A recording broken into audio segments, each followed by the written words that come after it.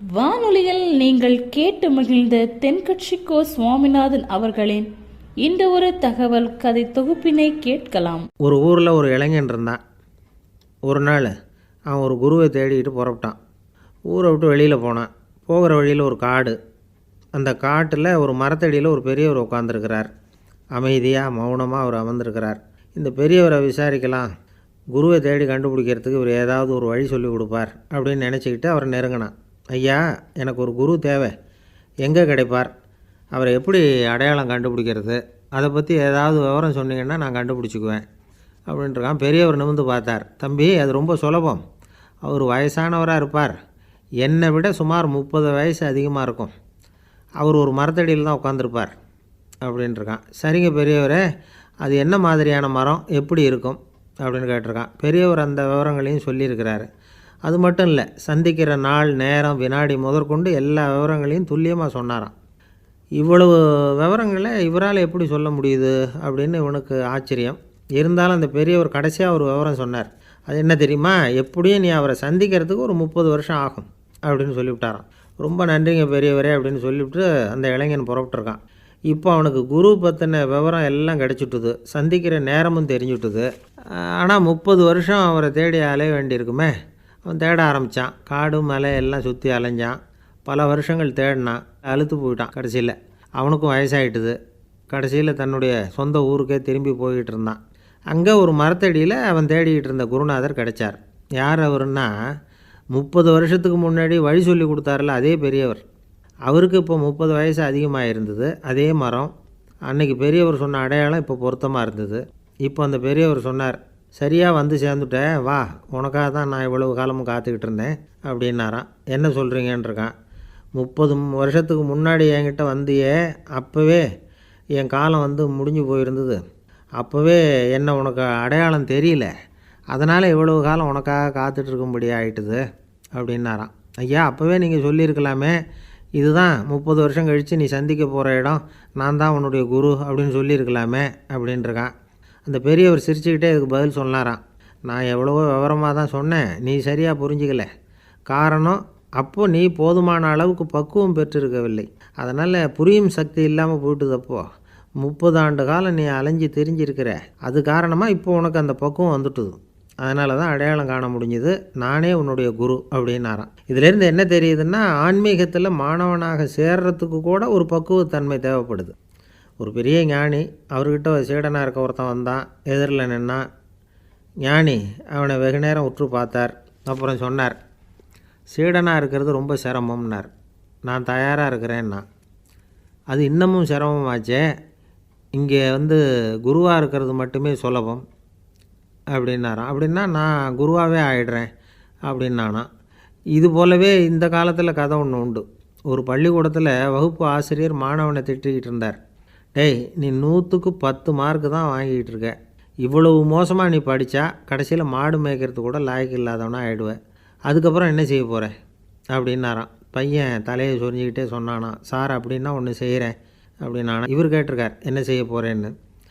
வேறு என்ன சார், உங்களை மாதிரி ஒரு ஆசிரியர் ஆகிடுறேன் அப்படின்னானா. வாழ்க்கையில் சில சந்தர்ப்பங்களில் நாம் வந்து சில அவமானங்களை சந்தித்தே தீர வேண்டியிருக்கு. என்ன பண்ணுறது, காலம் அப்படி. அவமானப்படுறவங்க உடனே அடங்கி போய்டுறது தான் உலக வழக்கம். அவமானப்பட்டால் உடனே சீறி எழறவங்களும் உண்டு. ஆனால் அதையே ஒரு சவாலாக எடுத்துக்கிட்டு முன்னுக்கு வர்றவங்களும் சில பேர் இருக்கிறாங்க. அவங்க ரொம்ப அபூர்வம்.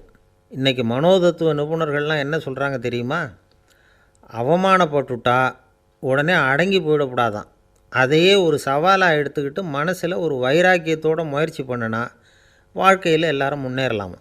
அவமானங்கிறத நாம் வந்து வைராக்கியமாக மாற்றிக்கணும். அதுதான் வெற்றிக்கு வழி. ராமர் வந்து இந்த பூமியில் பிறந்ததே ஒரு வைராக்கியத்தினால தான் சார் அப்படின்னார் ஒருத்தர். எப்படிங்க அது அப்படின்னு கேட்டேன்.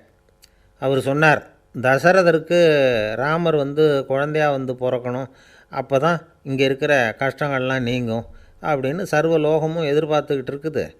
ஆனால் அவர் எப்போ வந்து பிறப்பார் அப்படின்னு யாருக்கும் தெரியல. அந்த காரியம் சீக்கிரம் நடக்கணுமே, அதுக்கு என்ன பண்ணுறது. நாரதர் வந்தார் ஒரு நாள் தசரதரை தேடி. தசரதா, உனக்கு ஒரு செய்தி தெரியுமான்னு ஆரம்பித்தார். அவர் எப்பவும் இப்படித்தானே ஆரம்பிக்கிறது வழக்கம். என்ன விஷயம்னு கேட்டார் தசரதர். தசரதா, நீ அடிக்கடி உன்னோட தேரில் ஏறிக்கிட்டு தேவலோகத்துக்கு போகிற, அங்கே போகிற வர்ற எல்லாம் பண்ணிகிட்ருக்க, எல்லாம் சரி. தேவலோகத்துலேயும் உன்னை நல்லபடியாக தான் வரவேற்கிறாங்க. தேவேந்திரன் உன்னை பிரியமாக அழைச்சிட்டு போய் தன்னுடைய அரியாசனத்திலேயே தனக்கு பக்கத்திலேயே உட்கார வைக்கிறான். நீயும் சந்தோஷமாக உட்காந்து பேசிவிட்டு வந்துடுற. ஆனால் நீ இங்கே வந்ததுக்கு அப்புறம் அங்கே என்ன நடக்குது தெரியுமா உனக்கு அப்படின்னாரான் நாரதர். என்ன நடக்குது எனக்கு ஒன்றும் தெரியலையே அப்படின்னாரான் தசரதர். நாரதர்கிட்ட வந்து கிட்டத்தில் வந்து கேட்டிருக்கார், கொஞ்சம் சொல்லுங்கள் என்னது அப்படின்னு. அவர் நெருங்கி வந்தாரான் நாரதரும். மெதுவாக அவர் காதோட காதாக சொன்னாராம். அதாவது நம்ம பாஷையில் சொல்லப்போனால் பற்ற வைக்கிறார். நீ அங்கே தேவேந்திரங்கிட்ட உட்காந்து பேசிவிட்டு வந்த பிறகு நீ அங்கே உட்காந்துருந்த அரியாசனத்தை தண்ணி ஊற்றி கழுவி சுத்தப்படுத்துகிறாங்க. நீ என்ன அந்த அளவுக்கு சுத்தம் இல்லாத ஆளா, தினம் குளிக்காமையாக இருக்கிற அப்படின்னாராம். தசரதருக்கு இது ரொம்ப அவமானமாக போயிட்டுது. அப்படியே செய்கிறாங்க அப்படின்னாராம். ஆமாம், நீ வேணும்னா நான் சொல்கிறது உண்மையாக இல்லையா அப்படின்னு சோதனை பண்ணி பார்த்துக்கோ அப்படின்னாரான் நாரதர். உடனே தசரதர் இதுக்காகவே புறப்பட்டு தேவலோகம் போனார். அங்கே வழக்கம் போலவே இவரை கூப்பிட்டு உட்கார வச்சு பேசிக்கிட்டு இருந்தான் தேவேந்திரன். கொஞ்ச நேரம் பேசிக்கிட்டு இருந்துட்டு சரி நான் கிளம்புறேன்னு புறப்பட்டார். சரி, அவனும் வாசல் வரைக்கும் வந்து வழி அனுப்பி வச்சுட்டு உள்ளே போயிட்டான். தசரதர் வெளியில் கொஞ்சம் நேரம் மறைஞ்சி இருந்துட்டு மெதுவாக உள்ளே எட்டி பார்த்தார் என்ன நடக்குதுன்னு. நாரதர் சொன்னது உண்மை தான். தசரதர் உட்காந்துருந்த ஆசனத்தை அங்கே 2 தேவர்கள் கழுவி சுத்தப்படுத்திக்கிட்டு இருக்கிறாங்க. தசரதரால் இதை தாங்கிக்க முடியல. அவருக்கு ரொம்ப அவமானமாக போச்சு. நேராக கிடுகிடுன்னு தேவேந்திரங்கிட்டே போனார். நான் உட்காந்துருந்த இருக்கையை சுத்தம் பண்ணுறியே, நான் என்ன அந்த அளவுக்கு பாவியா அப்படின்னு கேட்டார். ரொம்ப கோபமாக கேட்டார். தசரதரே, மனுஷனுக்கு 3 கடன்கள் உண்டு. தேவ கடன், ரிஷி கடன், பித்ரு கடன். இதை தீர்க்காதவன் பாவியாகிறான். இதில் மகனை பெறுவதால் தான் பித்ரு கடன் தீரும். உனக்கு மகன் கிடையாது, அதனால் நீ பாவியாகிற. பாவி உட்காந்துருந்த இடம்ங்கிறதுனால அதை சுத்தம் செய்ய வேண்டியது எங்கள் கடமை அப்படின்னு நானான் தேவேந்திரன். இந்த இடத்துல தசரதருக்கு ஏற்பட்ட அவமானம் ஒரு வைராக்கியமாக மாறிச்சு. தேவேந்திரனே கேட்டுக்கோ, ஒரு மகனை பெற்ற பிறகு தான் இந்த சபையில் மறுபடியும் அடி எடுத்து வைப்பேன் அப்படின்னு சொல்லிவிட்டு போயிட்டாரான். போய் புத்திர காமேஷ்டி யாகம் பண்ணார். புத்திரர்கள் பிறந்தார்கள். இந்த கதையில் உள்ள கருத்து என்னென்னா, தேவேந்திரன் தசரதரை அப்படி அவமானப்படுத்தலைன்னா அவருக்கு இப்படி ஒரு வைராக்கியம் பிறந்திருக்குமா யோசித்து பார்க்கணும். நமக்கு ஏற்படுகிற சில அவமானங்களையும் வைராக்கியமாக மாற்றிக்குவோம். அப்படி மாற்றிக்கிட்டோம்னா வாழ்க்கையில் வந்து முன்னேறலாம். நம்ம ஆளுங்க சில பேர் அவமானத்தை வந்து வைராக்கியமாக மாற்றிக்கிறது எப்படி தெரியுமா? நம்மக்கிட்ட ஒரு பையன் சொன்னான், எங்கள் அப்பா என்னை எல்லாருக்கும் முன்னாடி வச்சு திட்டிவிட்டார், பொறுப்பு இல்லாமல் ஊர் சுற்றுறேன்னு சொல்லி அவமானப்படுத்தி விட்டார். இனிமேல் நீ என் முகத்திலேயே முழிக்காதரா போடான்னு வேறு சொல்லிவிட்டார். எனக்கு ரோஷம் வந்துட்டுது. அந்த அவமானத்தை வைராக்கியமாக மாற்றிக்கிட்டேன். அன்னையிலேருந்து அவர் முகத்திலேயே முழிக்கிறதில்ல அப்படின்னா. அப்படியான்னு கேட்டோம். ஆமாங்க, அவர் வீட்டில் இல்லாத நேரமாக பார்த்து உள்ளே சமையல் கட்டுக்கு போய் சாப்பிட்டுட்டு நைஸாக வெளியில் வந்துடுவேன் அப்படிங்கிறான் அவன். ஒரு விவசாயி விதைக்கிறதுக்காக வயல்வெளி பக்கம் போகிறார். விதைகளை அள்ளி வீசினார். அப்போ என்ன ஆச்சுன்னா, சில விதைகள் வந்து பாதை ஓரத்தில் விழுந்தது. சில விதைகள் முள் செடிகள் மண்டி இருந்த புதருக்கு இடையில் விழுந்தது. சில விதைகள் நல்ல நிலத்தில் விழுந்தது. பாதை ஓரத்தில் விழுந்த விதை என்ன ஆச்சுன்னா, அதெல்லாம் பறவைகள் கண்ணில் போட்டுவிட்டுது. உடனே வந்து உட்காந்து கொத்தி தின்னுட்டு போட்டுது. அதிகமாக மண் இல்லாத பாறை பகுதியில் விழுந்த விதையெல்லாம் லேசாக வேர் விட்டு முளைக்க ஆரம்பிச்சிது.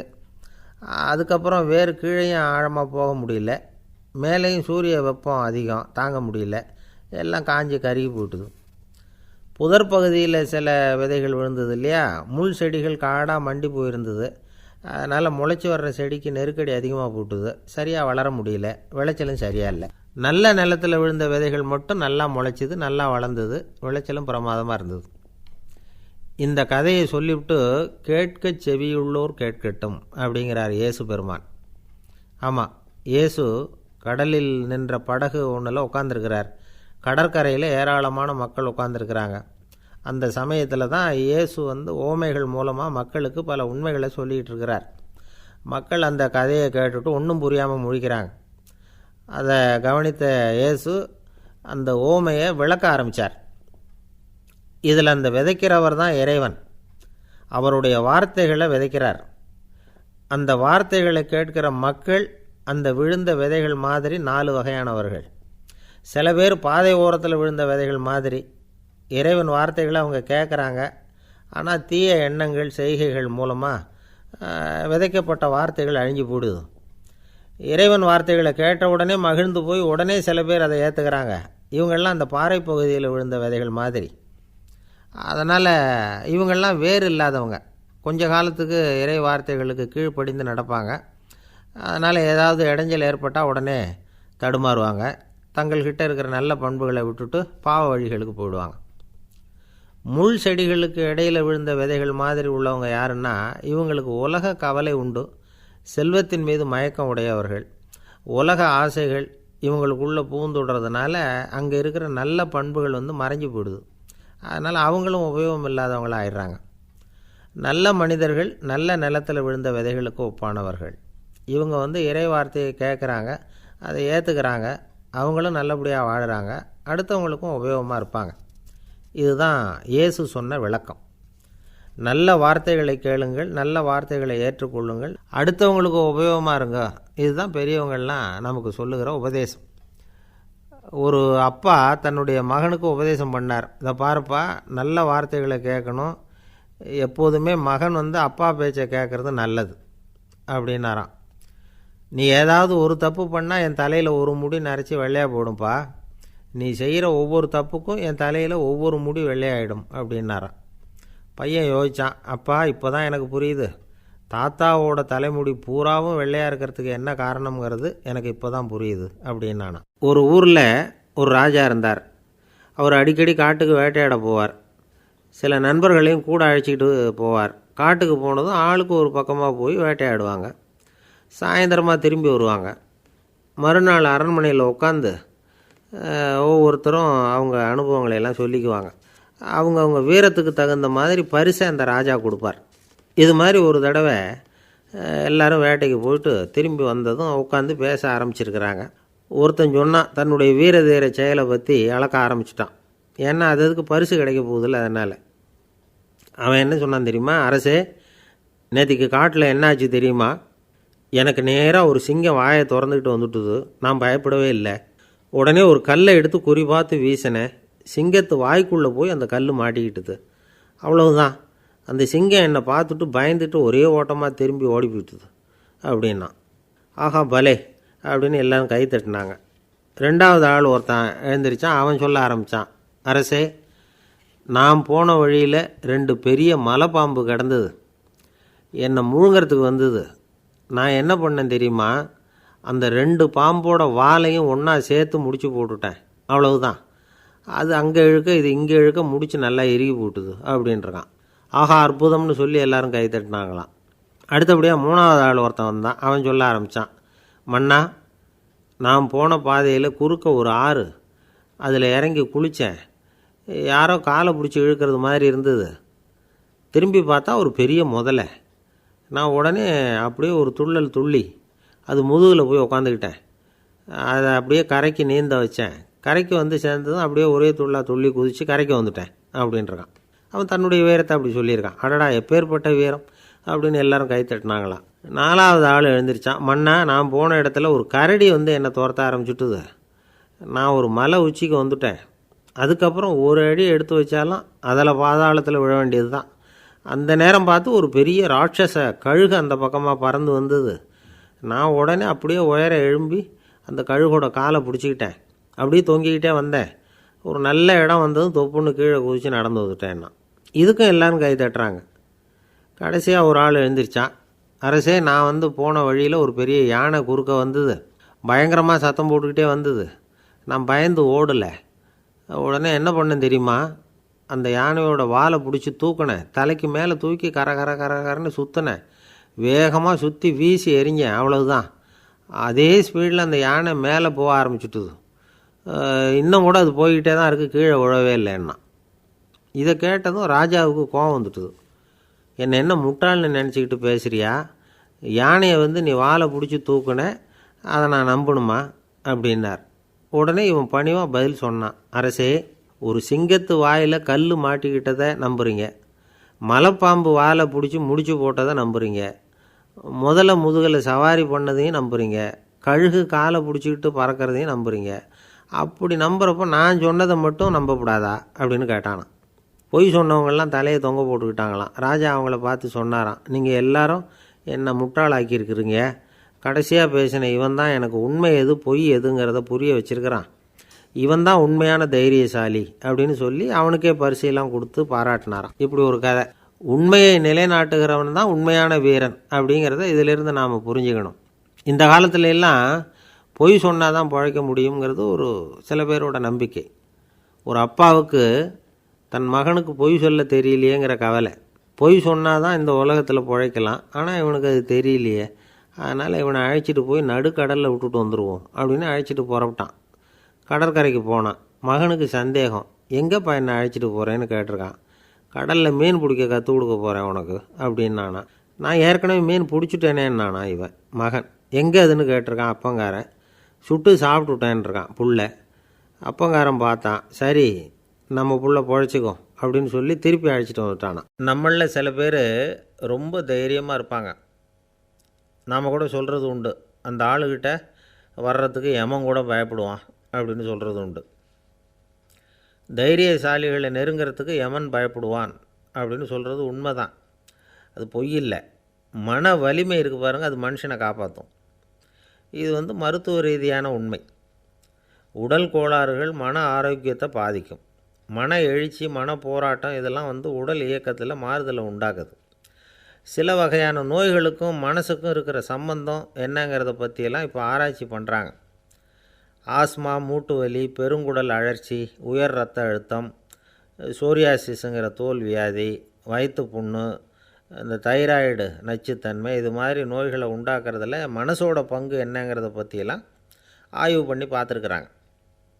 எதுக்கு எடுத்தாலும் சோர்ந்து போகிறது, தோண்டு போகிறது, இப்படிப்பட்ட மனவாகு, அதோட யாரும் நமக்கு உதவ முடியாது அப்படிங்கிற மனோபாவம், கைவிடப்பட்ட மனநிலைமை, இதெல்லாம் நோயோட தீவிரத்தை ரொம்ப அதிகரிக்க செய்யுதான்.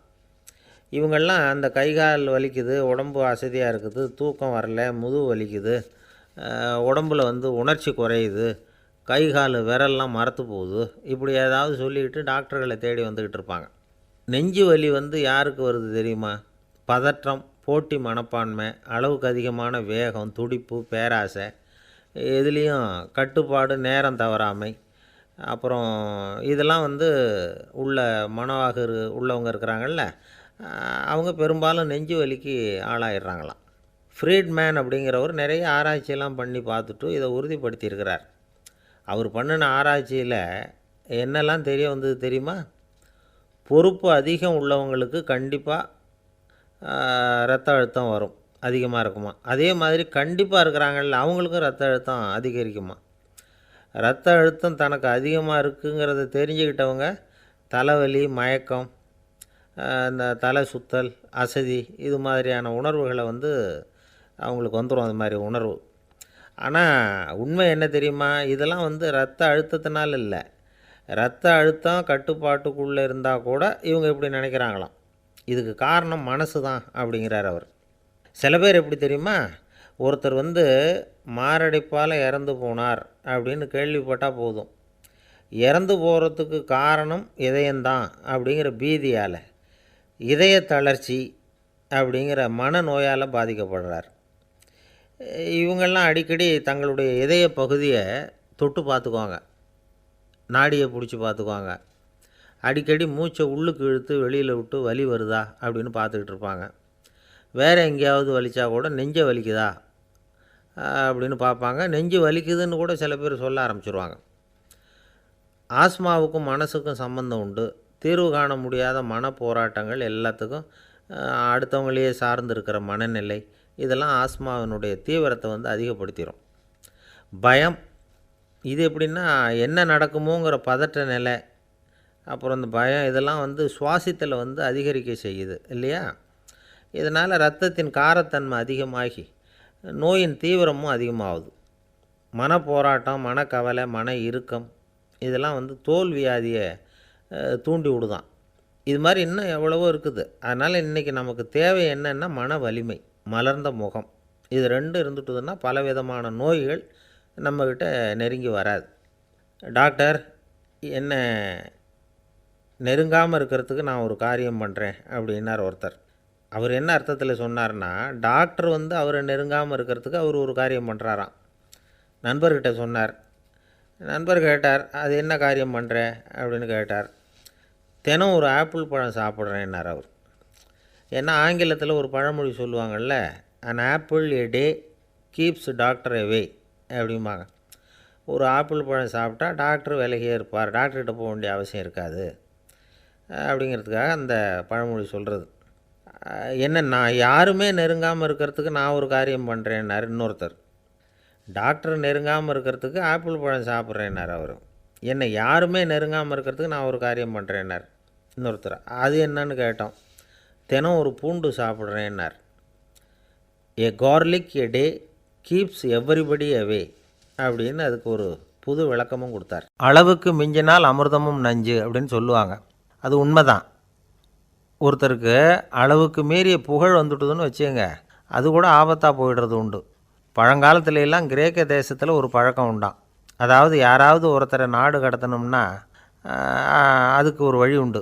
அதாவது ஒருத்தரை நாடு கடத்தணும்னு மக்கள் விரும்புகிறாங்கன்னு வச்சுங்களேன், அவர் பேரை ஒரு மண்பாண்ட ஓட்டுச்சில்லில் எழுதி அதை வந்து ஒரு குறிப்பிட்ட பொது இடத்துல போட்டுற வேண்டியது, அவ்வளவுதான். இது மாதிரி பல பேர் போட்டுக்கிட்டே இருப்பாங்க. எல்லாம் அப்படியே குவிஞ்சு போயிடும். அந்த ஓட்டாஞ்சில்லு குவியலில் யாருடைய பேர் அதிகமாக இருக்குதோ அந்த நபரை ஒரு 10 ஆண்டுகள் நாடு கடத்தி விடுவாங்க. இது அந்த ஊர் வழக்கமாக. ஒரு நாள் அந்த குவியலுக்கு பக்கத்தில் ஒரு ஆள் நின்றுக்கிட்டு இருக்கிறான். அவன் கையில் ஒரு ஓட்டாஞ்சில்லு வச்சுருக்கிறான். அதில் யாரோட பேரையோ எழுதணும், எழுதி அந்த இடத்துல போடணுங்கிறது அவன் ஆசை. ஆனால் அவன் படிக்காதவன், அதனால் எழுத தெரியல. யாராவது அந்த வழியாக வர்றாங்களான்னு பார்த்துக்கிட்டே நின்றுக்கிட்டு இருந்தான். ஒரு பெரியவர் வந்துக்கிட்டு இருந்தார். அவர்கிட்ட ஓடினான். கையில் இருந்த மண்பாண்ட சில்லை கொடுத்தான். ஐயா, இதில் ஒரு பேர் எழுதி கொடுங்களேன்னா. அந்த பெரியவர் அதை வாங்கி கையில் வச்சுக்கிட்டு, என்ன பேர் எழுதணும் சொல்லு அப்படின்னா. இவன் சொன்னான், அரிஸ்டைடிஸ் அப்படின்னு எழுதுங்க அப்படின்னா. இதை கேட்டதும் அந்த பெரியவருக்கு அதிர்ச்சி. ஏன்னா அவர் தான் அரிஸ்டைடிஸ், தத்துவ மேதை அரிஸ்டைடிஸ் அவர். இருந்தாலும் நான் தான் அதுங்கிறத காட்டிக்காமல் அந்த ஆளுக்கிட்ட கேட்டார். அது சரிப்பா, அரிஸ்டைடிஸுங்கிற பேரை எழுத சொல்கிற, அவர் உனக்கு என்ன கெடுதல் பண்ணார்? அவர் பேரை இதில் எழுத சொல்கிறியே அப்படின்னு கேட்டிருக்கார். அதுக்கு இவன் சொன்னானா, அவர் எனக்கு எந்த கெடுதலும் பண்ணலை, அவரை நான் பார்த்தது கூட இல்லை அப்படின்ட்டுருக்கான். அப்புறம் எதுக்காக அவரை வந்து நாடு கடத்தணும்னு நீ ஆசைப்படுற அப்படின்னு கேட்டிருக்கார். இப்போ அந்த ஆள் சொல்கிறான், அரிஸ்டைடஸை பற்றி எல்லாரும் பேசுகிறாங்க, அவர் ரொம்ப நல்லவர், அவர் ஒரு பெரிய அறிவாளிங்கிறாங்க, அவர் ஒரு பெரிய வள்ளல், பேரறிஞர், இப்படி எல்லாரும் சொல்கிறத கேட்டு கேட்டு எனக்கு ரொம்ப அலுத்து போயிட்டுது, அதனால தான் வெறுப்பாயிட்டேன் அப்படின்னு நானும். இதிலேருந்து என்ன தெரியுது? நாம் நல்லவனாக இருக்கிறதுல ஒன்றும் இடைஞ்சல் இல்லை. ஆனால் நம்மளை நல்லவன் நல்லவன் எல்லாரும் சொல்ல ஆரம்பிச்சிட்டாங்கன்னு வச்சுக்கோங்க, அப்போ இடைஞ்சல் ஆரம்பம்னு அர்த்தம். எதுவுமே அளவுக்கு மிஞ்சி போகாமல் பார்த்துக்க வேண்டியது ரொம்ப அவசியம். அளவுக்கு அதிகமாக ஆசைப்படாதவங்களில் ஆப்ரஹாம் லிங்கனும் ஒருத்தரான். அவர் ஒரு தடவை தன்னுடைய நண்பர்கள்கிட்ட பேசிக்கிட்டு இருந்தாராம். ஒருத்தர் கேட்டிருக்கார், ஒரு மனுஷனுக்கு கால்கள் வந்து எவ்வளோ உயரம் இருக்கணும் அப்படின்னு கேட்டாராம். இதுக்கு ஆப்ரஹாம் லிங்கன் சொன்னாராம், அது என்ன, இடுப்புலேருந்து தரையை தொடுற அளவுக்கு உயரம் இருந்தால் போதும் அப்படின்னாராம். எது ரொம்பவும் கஷ்டமான காரியம் அப்படின்னு கேட்டார் ஒருத்தர். ஒருத்தருக்கு ஒருத்தர் சண்டை போடாமல் இருக்கிறது தான் ரொம்ப கஷ்டமான காரியம் அப்படின்னு தோணுது. ஒரு நாட்டுக்கும் இன்னொரு நாட்டுக்கும் சண்டை, நாட்டுக்குள்ளேயே ஒரு குரூப்புக்கும் இன்னொரு குரூப்புக்கும் சண்டை. ஏன் சண்டை போட்டுக்கிறீங்கன்னு கேட்டு பாருங்கள். நாங்கள் சமாதானத்துக்காக தான் சண்டை போட்டுக்கிறோம் அப்படிம்பாங்க. வாழறதுக்காக பிறந்த மனுஷன் லட்சியத்துக்காக உயிரை விட தயார் அப்படின்னு சொல்லிகிட்டு இருப்பான். அப்படி உயிரை விடுறவங்கள நாமளும் பாராட்டுவோம். ஆனால் ஒன்றுமில்லாத விஷயங்களுக்கெல்லாம் சண்டை போடுறவங்களெல்லாம், அப்படிப்பட்டவங்களையும் சரி உயிரை விடுறவங்களையும் சரி என்னென்னு சொல்கிறது, யுத்தங்களாலேயும் சண்டைகளாலேயும் நாம் அடையிறது என்னங்கிறது ஒரு பக்கம் இருக்கட்டும், இழக்கிறது என்ன தெரியுமா? ஏராளமான உயிர்கள். ரத்தம் சிந்துறதுக்கு நான் தயார் அப்படின்னு மார்தட்டி சொல்லலாம். ஆனால் ரத்தம் சிந்தினா உயிர் காத்துக்கிட்டு இருக்க தயார் இல்லை. அதாவது உயிர் வந்து நமக்காக காத்துக்கிட்டு இருக்க தயார் இல்லை. இழக்கிற ரத்தத்தை ஈடுகட்டினா தான் உயிரை காப்பாற்ற முடியும். அதனால் இது சம்மந்தமாக ஆராய்ச்சி செய்கிற கட்டாயம் ஏற்பட்டு போச்சு. அதோட விளைவாக புதுசாக ஒன்றை கண்டுபிடிச்சிருக்கிறாங்க. அதுதான் செயற்கை இரத்த பொடி. இப்போ இந்த திடீர் சாம்பார் பொடி, திடீர் ரசப்பொடி, திடீர் காப்பி பொடி இப்படிலாம் சொல்கிறோம்ல, அது மாதிரி இது திடீர் ரத்தப்பொடி. இஸ்ரேல் வந்து ஒரு சின்ன நாடு, மக்கள் தொகை குறைச்சல், அதோட போர்கள் வேறு. அதனால் காயம்பட்டவங்களை காப்பாற்றியே தீர வேண்டிய கட்டாயம். காப்பாற்றணும்னா ரத்த இழப்பை தடுக்கணும். அப்படின்னா உடனடியாக புது ரத்தம் செலுத்தி ஆகணும். திடீர்னு ரத்தம் வேணும்னா எங்கே போகிறது? அதுவும் கிடைக்கிற ரத்தம் சேர்கிற குரூப்பாக இருக்கணும். ஒரு வேடிக்கை பார்த்தீங்களா, நான் வேறு குரூப்பு நீ வேறு குரூப்புன்னு இவன் சண்டை போடுறான். இதில் அடிபட்டவனுக்கு ரத்தம் கொடுக்க போனால் அதுலேயும் அது வேறு வேறு குரூப்பாக இருக்குது. அது ரத்தமும் வேறு வேறு குரூப்புன்னு சொல்லிகிட்டு இருக்குது. எந்த குரூப்பு ரத்தம் வேணும், அது உடனடியாக கிடைக்கலன்னா என்ன பண்ணுறது? இப்படிப்பட்ட கஷ்டம்லாம் நமக்கு வந்துடுது. இதுக்காக தான் விஞ்ஞானிகள் இந்த ரத்த பொடியை கண்டுபிடிச்சிருக்கிறாங்க. அதாவது ஒரு ஆள் அடிபட்டு போட்டான்னு வச்சுங்களேன், அவனுக்கு ரத்தம் கிடைக்கல, உடனே என்ன பண்ணலாம்? இந்த சுத்தப்படுத்தப்பட்ட தண்ணீரை கொஞ்சம் எடுத்துக்க வேண்டியது, அதில் இந்த ரத்த பொடியை கரைக்க வேண்டியது. இப்போ இந்த செயற்கை ரத்தம் வந்து தயாராகிட்டுது. இதை அந்த ஆள் உடம்புல ஏற்றி விட்ற வேண்டியது. இயற்கையாக நம்ம உடம்பில் இருக்கிற ரத்தம் என்னென்ன வேலை செய்யுதோ அதே வேலையை இதுவும் செய்யும். அதாவது ஆக்சிஜனை உடம்புல எல்லா இடத்துக்கும் எடுத்துகிட்டு போகுது. அந்த வேலையை இந்த செயற்கை ரத்தமும் செஞ்சுருது. ஆனால் ஒரு விஷயம், இந்த செயற்கை ரத்தம் ஒரு அவசரத்துக்கு தான் உபயோகப்படுத்தலாம், ஒரு முதல் உதவி மாதிரி. அதை அப்படியே நிரந்தரமாக விட்டுற முடியாது. பின்னாடி வந்து தேவையான குரூப்பு உண்மையான ரத்தம் கிடைச்ச உடனே அதை செலுத்திக்கணும். உண்மையான ரத்தத்தை 20லேருந்து 40 நாள் வரைக்கும் தான் பாதுகாக்க முடியும். அதுவும் குளிர்பதன பெட்டியில். அதுக்குள்ளே உபயோகப்படுத்தலைன்னா அது வீணாக போயிடும். இந்த ரத்த பொடி அப்படி இல்லை, எவ்வளோ நாள் வேணும்னாலும் அப்படியே வச்சுருக்கலாம். குளிர்பதன பெட்டியும் தேவையில்லை. ஆனால் ஒன்று, இது தண்ணியில் கலந்து செயற்கை ரத்தமாக ஆக்கிவிட்டா அதோட வலு 72 மணி நேரம் தான், அதாவது 3 நாள்.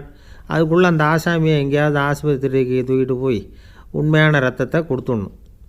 சண்டையில் அடிபடுறவங்க, சாலை விபத்தில் அடிபடுறவங்க, இவங்களுக்கெல்லாம் அவசரத்துக்கு கை கொடுத்து உதவுறது இந்த செயற்கை ரத்த பொடி. அதுக்கப்புறம் நாம் கொடுக்குற ரத்தம் தான் அவங்கள காப்பாற்றணும். இன்றைக்கி வந்து ரத்தத்தை தானமாக கொடுக்க தயாராக இருக்கிற நல்ல உள்ளங்கள் ஏராளம். எவ்வளவு ஆக்சிடெண்ட்டு, ஆப்ரேஷன், இதில் சம்மந்தப்பட்டவங்களை வந்து காப்பாற்றுறது நாம் தானமாக கொடுக்குற ரத்தம் தானே. ஒரு ஆக்சிடெண்ட்டு, ஒரு ஸ்கூட்டர் ஒரு ஆள் மேலே மோதி விட்டுது, பார்த்து வரக்கூடாதா அப்படின்னா அந்த ஆள், நீ தான் பார்த்து நடக்கணும், ஏன்னா 20 வருஷமாக நான் அந்த ஸ்கூட்டரை ஓட்டிக்கிட்டு இருக்கிறேன் அப்படின்னானா இவன். இதுக்கு அவன் சொன்னானா, நீ தான் பார்த்து ஓட்டணும், ஏன்னா 40 வருஷமாக நான் இப்படி நடந்துக்கிட்டு இருக்கிறேன் அப்படின்னானா. ஒரு மனுஷனுக்கு 3 விதத்தில் கர்வம் உண்டாகிறதுக்கு வாய்ப்பு உண்டு. பணம், பதவி, புகழ்.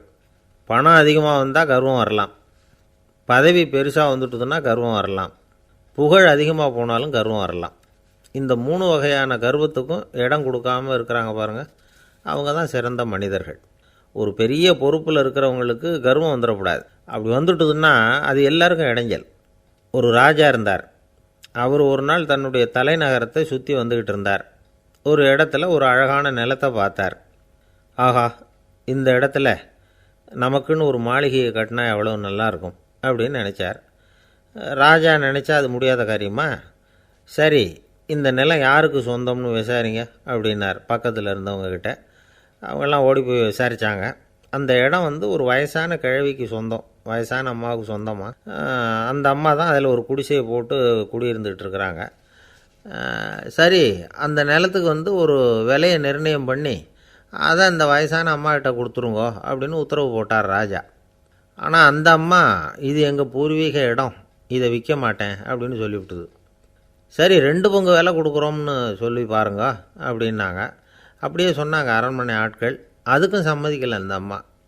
இதை கேள்விப்பட்டதும் ராஜாவுக்கு கோபம் வந்துட்டுது. தன்னுடைய ஆளுங்களை கூப்பிட்டார். போய் அந்த குடிசையை பிரித்து எறிங்க, காசெல்லாம் ஒன்றும் கொடுக்காதீங்க அப்படின்னு கத்தினார்.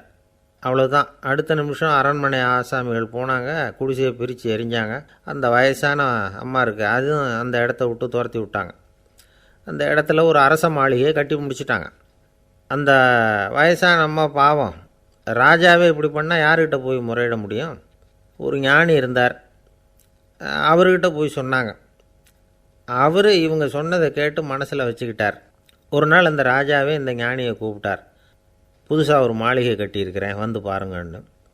சரின்னு சொல்லி இந்த பெரியவர் ஒரு நாள் அந்த மாளிகைக்கு போனார். சும்மா போகல, ஒரு கழுதையையும் ஓட்டிகிட்டு போனார். கொஞ்சம் சாக்குகள், வெத்து சாக்கு, அதையும் எடுத்து கழுதை முதுகில் போட்டு கழுதையை ஓட்டிகிட்டு போகிறார். ராஜா பார்த்தார். அவருக்கு இது ஆச்சரியமாக இருந்தது. என்ன இது மாளிகைக்கு வந்துட்டு போங்கன்னு கூப்பிட்டா கழுதை சாக்கு இதெல்லாம் கூப்பிட்டு வராரே, ஒன்றும் புரியலையேன்னு நினச்சார். எதுக்காக இதெல்லாம்னு கேட்டார். அரசருடைய தோட்டத்திலேருந்து கொஞ்சம் மண் எடுத்துகிட்டு போகிறதுக்கு ஆசைப்பட்றேன், அதுக்கு நீங்கள் அனுமதி கொடுக்கணும் அப்படின்னாரு இவர். இது என்ன வேடிக்கையான கோரிக்கையாக இருக்குது அப்படின்னு நினச்சார் ராஜா. இருந்தாலும் மண்ணு தானே கேட்குறாரு, எடுத்துகிட்டு போகட்டுமே அப்படின்னு நினச்சார். சரின்னு அனுமதி கொடுத்தார். அந்த பெரியவர் தோட்டத்துக்கு போனார், மண்ணை வெட்டினார், சாக்கில் போட்டு நிரப்புனார். ராஜாவை கொஞ்சம் கிட்ட வாங்கன்னு கூப்பிட்டார். இந்த மண் மூட்டையை தூக்கி கழுதையோட முதுகில் வைக்கணும், கொஞ்சம் உதவி பண்ணுங்கன்னார். ஓ பண்ணுறேனே அப்படின்னு சொல்லி ராஜா கிட்ட போனார். மூட்டையை தூக்கி பார்க்குறாரு, முடியல, திணறி போட்டார். இப்போ அந்த ஞானி பேசினாராம். அரசே, இந்த ஒரு சாக்கு மண்ணையே உங்களால் தூக்க முடியல, அந்த கிழவிகிட்ட இருந்து அந்த அக்கிரமமாக அபகரித்த இந்த தோட்டம் பூராவையும் சுமக்கணும்னு ஆசைப்படுறீங்களே, அது உங்களால் முடியுமா அப்படின்னு கேட்டாராம். ராஜா யோசனை பண்ண ஆரம்பித்தார். தன்னுடைய செயலுக்காக வருத்தப்பட்டாராம். அந்த வயசான அம்மாவை உடனடியாக வரவழைச்சார். தாயே, தப்பு பண்ணிட்டேன், என்னை மன்னிச்சுக்குங்க, இன்னையிலேருந்து இந்த மாளிகையும் தோட்டமும் உங்களுக்கு தான் சொந்தம் அப்படின்னு சொல்லிவிட்டாராம். போகிறப்ப இந்த உலகத்திலேருந்து எண்ணத்தை எடுத்துகிட்டு போக போகிறோம், அதனால் ரொம்பவும் அலட்டிக்க வேண்டியதில்லை, கர்வப்பட வேண்டியதில்லை அப்படிங்கிறது ஒரு பெரிய உபதேசம். ஒரு பெரிய மனுஷன் சாக கிடந்தார், ரொம்பவும் அழுதார். ஏன் அழறீங்க அப்படின்னு கேட்டாங்க சுற்றி இருந்தவங்க. நான் சாகிறதுக்காக கவலைப்படலை, நான் நம்ம ஜனங்களுக்காக எவ்வளவோ காரியம்லாம் செஞ்சுக்கிட்டு வந்தேன். நான் செஞ்சுக்கிட்டு வந்த சேவையை இனிமேல் யார் செய்ய போகிறாங்க, அது யாரால் முடியும், அதை நினச்சி தான் அழறேன் அப்படின்னாராம். ஒருத்தர் முன்னாடி வந்தார். அதுக்காக நீங்கள் கவலைப்படாதீங்க, உங்கள் சேவையை தொடர்ந்து செய்கிறதுக்கு என்ன மாதிரி இளைஞர் பட்டாலும் தயாராக இருக்குது, இருந்தாலும் எங்கள் கவலை என்னென்னா அப்படின்னு இழுத்தார். என்ன சொல்லுங்கன்னு கேட்டார் அவர். நீங்கள் இது வரைக்கும் என்ன சேவை செஞ்சுக்கிட்டு வந்தீங்க, அதுதான் எங்களுக்கு இன்னமும் புரியாத புதிராக இருக்குது அப்படின்னாராம் அவர். ஒரு காடு, நல்ல மரம்லாம் செழிச்சு இருந்தது. அப்படிப்பட்ட காட்டில் ஒரு சாது இருந்தார். அவர் எப்படின்னா எப்பவும் ஒரு மரத்தடியில் உட்காந்துருப்பார். ஏன்னா அவருடைய இருப்பிடமே அதுதான். அவர் என்ன பண்ணுவார், 3 கல் வச்சுருந்தார். செங்கல் மாதிரி இருக்கும், ஆனால் அதை விட கொஞ்சம் பெருசாக இருக்கும். எதுக்கு அந்த 3 கல்லுன்னா அதுதான் அவருடைய படுக்கை. அதாவது தூங்குறப்ப ஒரு கல்லை தலைக்கு கீழே வச்சுக்குவார், இன்னொரு கல்லை இடுப்புக்கு கீழே வச்சுக்குவார், இன்னொரு கல்லை காலுக்கு கீழே வச்சுக்குவார். உடம்பை ஒரு அப்படியே ஒரு தகட்டால் மூடிக்குவார், அப்படியே தூங்கி போடுவார். மழை பெய்யுதுன்னு வச்சுங்க, அவர் உடம்பு 3 கல் மேலே இருக்குதா, அதனால் தண்ணி அடியில் ஓடி போடும், உடம்பு நனையாது. மேலே தகடு இருக்கிறதுனால மழையும் உடம்புல படாது. அவர் தூக்கமும் கெடாது, நிம்மதியாக தூங்குவார். பகலில் அந்த 3 கல்லையும் ஒரு சேர ஒரு அடுப்பு மாதிரி வச்சு அது மேலே உட்காந்துக்குவார். அதனால் பாம்பு பூச்சி எதுவும் அவரை தொந்தரவு பண்ணுறதில்ல, அது பாட்டுக்கு நடந்து போயிடும். அவர் பாட்டுக்கு நிம்மதியாக இருப்பார். யாராவது எதையாவது கொண்டுகிட்டு கொடுத்தா அதை வாங்கி சாப்பிடுவார், அவ்வளவுதான். ஒரு நாள் அந்த நாட்டு அரசன் காட்டுக்கு வேட்டையாட வந்தான். அந்த வழியாக வந்தப்போ இந்த சாது படுத்துருக்கிறத பார்த்தான், பரிதாபப்பட்டான். ஐயோ பாவம், இவர் இப்படி இந்த கல் மேலே உடம்பை வச்சுக்கிட்டு தூங்குறாரே, என்ன பாடுபடுவார், இவரை நாம் அரண்மனைக்கு அழைச்சிட்டு போய் சுகமாக நிம்மதியாக இருக்கிறதுக்கு வழி செஞ்சு கொடுப்போம், அது ரொம்ப நல்லாயிருக்கும் அப்படின்னு நினச்சான். அப்படி நினச்சிக்கிட்டே அரண்மனைக்கு வந்துட்டான். அதுக்கப்புறம் ஒரு பல்லக்கையும் 2 சேவகர்களையும் காட்டுக்கு அனுப்பி அந்த சாதுவை மெதுவாக இங்கே அழைச்சிட்டு வந்துடுங்க அப்படின்னு சொல்லி அனுப்பி வச்சான். இவங்க போய் அவர்கிட்ட விவரத்தை சொன்னாங்க. எனக்கு என்னத்துக்கு அரண்மனை வாசம் அப்படின்னார். இருந்தாலும் மன்னர் உத்தரவு, நீங்கள் அவசியம் வரணும் அப்படின்னாங்க இவங்க. சரின்னு சொல்லிவிட்டு வேறு வழி இல்லாமல் புறப்பட்டார். புறப்படும் பொழுது என்ன பண்ணார்னா, மறக்காமல் அந்த 3 கல் ஒரு தகடு அதையும் எடுத்து பல்லக்கில் வச்சுக்கிட்டார். என்னத்துக்கு இதையெல்லாம் எடுத்து வைக்கிறாரு அப்படின்னு சொல்லி அவங்க யோசனை பண்ணாங்க. இருந்தாலும் அதை பற்றி ஒன்றும் கேட்கல. பேசாமல் அவரை அழைச்சிட்டு போய் அரண்மனையில் விட்டுட்டாங்க. அரசன் ஓடி வந்தான், வரவேற்றான், அறுசுவை உணவு படைத்தான். அவர் படுக்கிறதுக்கு தங்க கட்டில், பட்டு மெத்தை, இப்படி எல்லாம் ஏற்பாடு பண்ணி வச்சான். இங்கே படுத்து ஓய்வு எடுத்துங்க அப்படின்னு சொல்லிவிட்டு அவன் பாட்டு போயிட்டான். மறுநாள் காலையில் பார்க்குறான், சாது படுத்துருக்கிறார். எப்படி தெரியுமா, அந்த பட்டு மெத்தை மேலே 3 கல்லையும் வச்சு வழக்கம் போலவே அது மேலே படுத்துருக்கிறார். அதுக்கு மேலே தகடு. அரசன் பார்த்துட்டு அதிர்ச்சி ஆகிட்டான். என்ன சுவாமி இப்படி அப்படின்னா, சாது சொன்னார், எனக்கு தேவையும் இல்லை குறையும் இல்லை, எல்லா இடத்துலையும் எனக்கு ஒரே மகிழ்ச்சி தான் அப்படின்னார். மகிழ்ச்சிங்கிறது தங்க கட்டிலேயோ பட்டு மெத்தையிலையோ இல்லை, அது மனசில் இருக்கிற ஒரு விஷயம். உண்மையான மகிழ்ச்சிக்கு வழி மனப்பக்குவம் அப்படிங்கிறது அந்த அரசனுக்கு புரிஞ்சுதான். இந்த காலத்தில் ஒரு சாமியார், அவரை தேடி ஒரு சீடன் வந்தான். என்னாச்சு தெரியுமா, சுவாமி எனக்கு நிம்மதி வேணும், அதுக்கு என்ன வழின்னு கேட்டான். சாமியார் நிமிர்ந்து பார்த்தார். அப்புறம் சொன்னார், நீ ஏகப்பட்ட பேர்கிட்ட கடன் வாங்கியிருக்கிற, அதையெல்லாம் திருப்பி கொடுத்தா தான் உனக்கு நிம்மதி கிடைக்கும்னார். இவனுக்கு ஆச்சரியம். அது எப்படி சாமி அவ்வளவு கரெக்டாக நான் கடன் வாங்கினதை கண்டுபிடிச்சிங்க அப்படின்னா, உனக்கு கடன் கொடுத்து சாமியாராக போனதே நான் தான்ப்பா, அதனால தான் இந்த கதிக்கு வந்தேன். என்கிட்டயே நிம்மதிக்கு வழி கேட்குறிய, அதுதான்டா வேதனை அப்படின்னாராம் அவர். ஒரு காடு, அங்கே புத்தர் அவர் பாட்டுக்கு நடந்து போய்கிட்டே இருக்கிறார். அவருக்கு பின்னாடி ஒரு குரங்கு, அதுவும் தொடர்ந்து வந்துக்கிட்டே இருக்குது. புத்தர் திரும்பி பார்த்தார். குரங்கு அப்படியே குதித்து உயர எழும்பி ஒரு கிளையில் போய் உக்காந்துது. ஏன் இப்படி பண்ணுறேன்னு கேட்டார் புத்தர். என்னை சாதாரணமாக நினைக்க வேணாம், நான் மகாமந்தி, என்னால் எல்லாம் முடியும், முடியாதுங்கிற வார்த்தையே என்னுடைய அகராதியில் கிடையாது, என்ன வேணும்னாலும் செய்வேன் அப்படின்னுது. அப்படின்னா ஒரு பந்தயம் வச்சுக்கலாமான்னார் இவர். ஓ வச்சுக்கலாமேன்னுது. வேறு ஒன்றும் இல்லை, இப்போ நீ மேலே எழும்பி அந்த கிளையில் உட்காந்தது மாதிரி அங்கேருந்து தாவி என் உள்ளங்கையில் உட்காரணும், அவ்வளவுதான் அப்படின்னார். அப்படி உட்காந்துட்டா என்ன பரிசு அப்படின்னு கேட்டது அது. சொர்க்கத்தில் இருக்கிற மாமன்னன் மரகத சக்கரவர்த்தியை என்னோட இருக்கும்படியாக கூப்பிட்டுக்கிறேன்.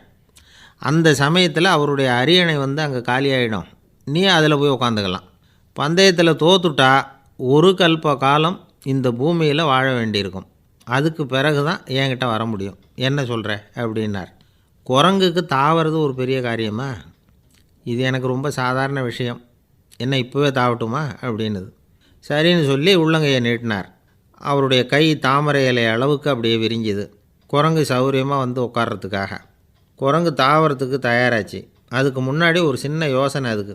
இந்த கிளையிலேருந்து அந்த கைக்கு தாவறது எனக்கு ரொம்ப அற்பமான ஒரு வேலை, இது ரொம்ப சாதாரணம், என்னுடைய கௌரவத்துக்கு இது சரியாக இருக்காது. அதனால் நான் என்ன பண்ண போகிறேன்னா, இங்கேருந்து கிளையிலேருந்து அப்படியே உயர எழும்ப போகிறேன். எழும்பி மேல் உலகம் போய் அங்கே ஒரு சுற்றிவிட்டு அதுக்கப்புறம் அங்கேருந்து நேராக இந்த கையில் உட்கார போகிறேன் அப்படின்னு நினச்சிது. என்ன யோசிக்கிற அப்படின்னார் புத்தர். ஒன்றும் இல்லை, இந்த பாயிரம் பார் அப்படின்னு சொல்லி தாவி உயர போயிட்டுது. கொஞ்ச நேரத்தில் வான உலகத்துக்கே போய் சேர்ந்துட்டுது. அங்கே போய் பார்த்தா அங்கே ஒரு 5 பளிங்கு தூண்கள் இளம் சிவப்பு நிறத்தில் நின்றுக்கிட்டு இருக்குது.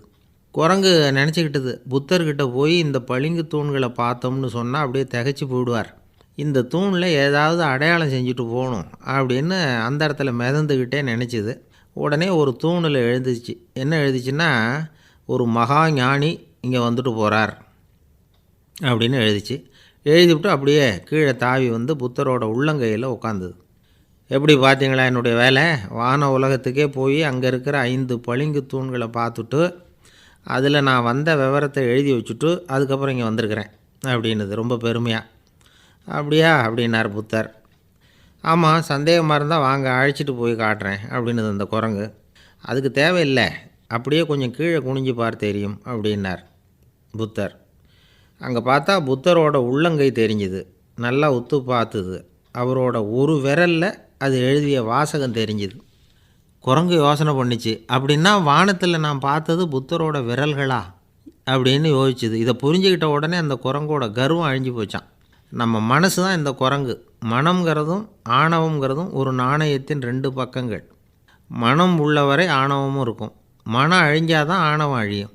மனம் அழிய வேண்டும் அப்படின்னு பெரியவங்க சொல்கிறது இந்த அர்த்தத்தில் தான். நம்ம ஆளுங்க சவால் விடுறதெல்லாம் வேறு மாதிரி. ஒருத்தன் ஒரு வாய்க்காலை தாண்டுறேன்னு பந்தயம் கட்டி தாண்ட முடியாமல் வாய்க்காலில் விழுந்து காலை உடச்சிக்கிட்டு கட்டு போட்டுக்கிட்டு வந்தான். ஏன்டா அப்படின்னு கேட்டாங்க. நான் பந்தயம் கட்டின நேரம் சரியில்லை அப்படின்னா. எப்படிறான்னு கேட்டிருக்காங்க. வாய்க்காலில் தண்ணி இருக்கிற நேரமாக பார்த்து பந்தயம் கட்டியிருக்கணும் அப்படின்னானா. ஒரு ஊரில் ஒரு ராஜா இருந்தார். அந்த ராஜாவுக்கு ஒரு மந்திரி. ராஜா ரொம்ப நியாயமானவர், நேர்மையானவர், கண்டிப்பானவர். தப்பு செய்கிறது யாராக இருந்தாலும் தண்டனை கொடுப்பார். வேண்டியவங்களுக்கு ஒரு நியாயம், வேண்டாதவங்களுக்கு ஒரு நியாயங்கிறதெல்லாம் அவர்கிட்ட கிடையாது. ஒரு சமயம் அரசவையில் அந்த அமைச்சரே விதிமுறைகளுக்கு புறம்பாக ஏதோ நடந்துக்கிட்டு இருக்கார். மன்னருக்கு கோபம் வந்துட்டுது. உடனே அந்த அமைச்சரை கிட்டத்தில் கூப்பிட்டு அவர் கன்னத்தில் ஓங்கி ஒரு அறை கொடுத்துட்டாராம். உடனே அந்த அமைச்சர் என்ன பண்ணார் தெரியுமா? நேராக போனார். அங்கே நின்றுக்கிட்டு இருந்த இன்னொருத்தர் கன்னத்தில் ஓங்கி அரைஞ்சார். அறை வாங்கினவர் திகைச்சு போயிட்டார். இவர் ஏன் நம்மளை வந்து அரைகிறார் அப்படின்னு யோசனை பண்ணார். மன்னரும் திகைச்சு போயிட்டார். நாம் இவரை அரைஞ்சா அதுக்காக இவர் போய் இன்னொருத்தரை அரையணுமா அப்படின்னு யோசனை பண்ணார். இவருக்கு என்ன பைத்தியமானு கூட நினைக்க ஆரம்பிச்சிட்டார். ஆனால் என்ன ஆச்சுன்னா, அப்புறம் அமைச்சர் அவர் கவனிச்சிக்கிட்டு இருந்தாரா, அவர் இன்னொருத்தரை அரைஞ்சார் இல்லையா, அந்த அறை வாங்கின ஆசாமியை பார்த்து கத்திக்கிட்டு இருந்தார். யார்? அமைச்சர். ஏன்பா என்கிட்ட அறையை வாங்கிக்கிட்டு இப்படி விவரம் இல்லாமல் நின்றுக்கிட்டு இருக்கிறியே, நான் உனக்கு கொடுத்ததை நீ வேறு யாருக்கிட்டையாவது கொடுத்துரு அப்படின்னார். உடனே அந்த ஆள் பார்த்தான். தனக்கு அடுத்தபடியாக நின்றுக்கிட்டு இருந்தவனை ஓங்கி ஒரு அறை அரைஞ்சான். அவன் கன்னத்தை தடவிட்டே யோசனை பண்ணான். இது ஏதோ புரிஞ்சுக்கிட்ட மாதிரி அடுத்தாப்பில் நின்றுக்கிட்டு இருந்தவனை அரைஞ்சான். இப்படி இந்த அறை வந்து மாறி மாறி போய்கிட்டே இருக்குது. ஊர் பூரா பிரயாணம் பண்ண ஆரம்பிச்சுட்டுது. அன்றைக்கி ராத்திரி அந்த ராஜா படுக்கிறதுக்காக போனார். அந்த நேரம் பார்த்து அவர் கன்னத்தில் பலார்னு ஒரு அறை விழுந்தது. நம்மளே அரையிறது யார் அப்படின்னு அதிர்ச்சியோட மன்னர் திரும்பி பார்க்குறாரு. அரைஞ்சது அவரோட மனைவி. என்னாச்சு உனக்குன்னு கத்துனார் ராஜா. உங்களுக்கு தெரியாதா, ஊர் பூரா ஒருத்தர் மாற்றி ஒருத்தர் மூலமாக இந்த அறை வந்து பிரயாணம் பண்ணிட்டு வருது அப்படின்னாங்க அந்த அம்மா. அப்படின்னா ஆரம்பித்த இடத்துக்கே வந்துட்டுதா அப்படின்னாராம் மன்னர். என்ன சொல்கிறீங்கன்னு கேட்டிருக்காங்க. இவர் விவரத்தை சொன்னாராம். அப்படின்னா நீங்கள் ஆரம்பித்து வச்ச இந்த விளையாட்டை நான் முடித்து வச்சுட்டேன் அப்படின்னாங்களாம் அந்த அம்மா. மறுநாள் காலை மறுபடியும் அரசவை கூடிச்சு. அந்த அமைச்சர் மன்னரை பார்த்து கேட்டார், என்ன மகாராஜா, என்கிட்ட கொடுத்ததை திருப்பி வாங்கிட்டீங்களா அப்படின்னாராம். இப்படி நடக்கும்னு நான் எதிர்பார்க்கவே இல்லைன்னார் மன்னர். ஆனால் நான் எதிர்பார்த்தேன். அது எங்கே போயிட போகுது, ஊர் பூரா சுற்றி கடைசியில் உங்ககிட்ட தான் வந்து சேரும் அப்படிங்கிறது எனக்கு தெரியும் அப்படின்னாராம் அமைச்சர். இந்த கதை வந்து வேடிக்கையாக இருந்தால் கூட இதில் உள்ள கருத்து முக்கியமானது. இந்த உலகத்தில் பல கருத்துக்கள் இப்படி தான் மாறி மாறி சுற்றி வந்துக்கிட்டே இருக்குது. நம்மால் ஒருத்தன் தன்னுடைய நண்பன் ஒருத்தனை கடத்தெருவில் பார்த்தான். உடனே ஓடி போய் பலார்னு ஒரு அறை கொடுத்தானான். அவன் கன்னத்தை தடவிட்டு ஏன்டா என்னை அரைஞ்சேன்னு கேட்டிருக்கான். நீ ஏன்டா என்னை முட்டாள்னு என் மனைவிட்ட போய் சொன்னேன் அப்படின்ட்டுருக்கான் அவன். உன்னை ஒரு முட்டாள்னு சொன்னதுக்காகவா நீ என்னை அரைஞ்சே அப்படின்னு கேட்டிருக்கான் இவன். டேய், நான் அதுக்காக அறையலப்பா, அது ஒரு பெரிய ரகசியம் நான் முட்டாளுங்கிறது. அந்த ரகசியத்தை நீ வந்து ஏன் எங்கள் வீட்டில் போய் சொன்னேன், அதுக்காக தான் அரைஞ்சேன் அப்படின்னு அவன்.